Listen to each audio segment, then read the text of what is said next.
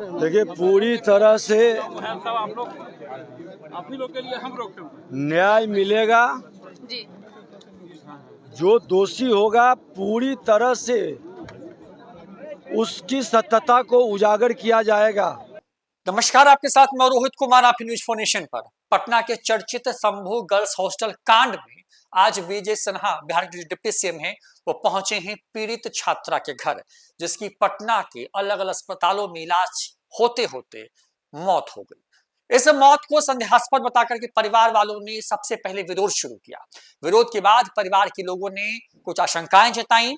Police ने पहले शुरुआती वक्त में इन तमाम तरह के दावों को खारिज किया, लेकिन बाद में जब दबाव बना, जब विरोध शुरू हुआ, तो पुलिस ने जांच की बात कही। सम्राट चौधरी के आदेश पर इस पूरे मामले के उद्भेदन के लिए एक विशेष टीम एसआईटी गठित की गई और एसआईटी इस पूरे मामले की जांच कर रही है।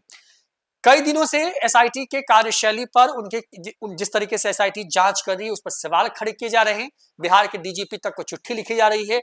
कहा यह जा रहा है पीड़ित परिवार की तरफ से कि पुलिस जानबूझ करके सच को सामने नहीं आने देना चाहती है। ऐसे में बिहार के डिप्टी सीएम विजय सिन्हा आज पीड़ित छात्रा के परिजनों से मिलने के लिए घर पहुंचे। घर पहुंचने के बाद करीब आधे घंटे तक घर के कमरे के अंदर जो है तमाम लोगों की बातें सुनी, जिसमें उनके पिता, उनकी माँ, उनके चाचा और तमाम रिश्तेदार शामिल थे। तमाम लोगों से बातचीत में इस बात को लेकर के सवाल विजय सिन्हा के सामने रखा गया या आरोप लगाया गया कि किस तरीके से एसआईटी जांच के नाम पर परेशान कर रही है। विजय सिन्हा जब बाहर निकले तो उन्होंने नीतीश कुमार द्वारा इस पूरे मामले को लेकर कहा कि नीतीश कुमार खुद जो है इस पूरे मामले की मॉनिटरिंग कर रहे हैं और जो भी दोषी है उसको जरूर पकड़ा जाएगा। उन्होंने बिहार के डीजीपी से भी बात की है, इसका भी जिक्र किया।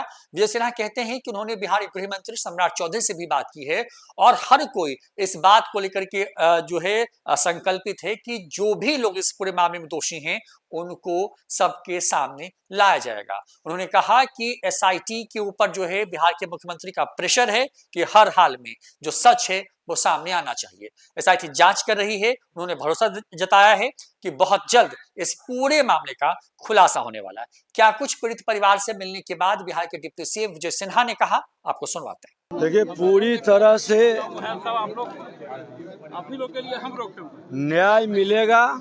जी। जो दोषी होगा पूरी तरह से उसकी सत्यता को उजागर किया जाएगा और कार्रवाई होगा।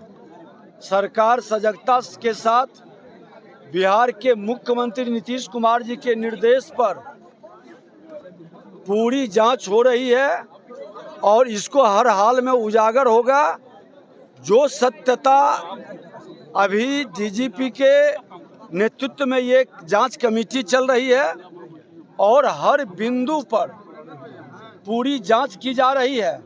और मैं ये भी बता दूं कि हमने पूरी तरह से स्पष्ट तौर पर डीजीपी साहब से हमने बात भी किया, गृह मंत्री से भी बात किए और हमने कहा है कि इसको हर हाल में, ये एक व्यक्ति और एक बच्ची का मामला नहीं, ये बिहार की बेटी की अस्मिता की बात है और इस तरह के दरिंदों को माफ नहीं किया जाएगा अगर जो पुष्टि होता है। और इस तरह के लोग जो कानून से खिलवाड़ करते हैं वो भी नहीं बचेंगे, चाहे कोई भी हो। हर हाल में सत्यता की जांच और उसकी छानबीन पूरी तहकीकात से की जा रही है। सर, देरी होने से लोग निराश हैं, साथ में परिजनों का आरोप है कि उनको प्रताड़ित किया जा रहा है। निश्चित तौर पर अभी हम परिवार से मिले हैं, उनके माता पिता और परिवार के लोग, चाचा, सबसे मिले हैं। परिवार को प्रताड़ित करने का नहीं, एसआईटी की जांच है, त्वरित गति से जांच का मुख्यमंत्री जी का, सरकार का प्रेशर है कि जांच सही हो और पूरी तरह से इसकी सत्यता की पुष्टि हो। इसके लिए आए हैं। रात में इन लोग आए थे क्योंकि पुलिस भी पूरी ताकत से लगी हुई है सत्य को जानने का।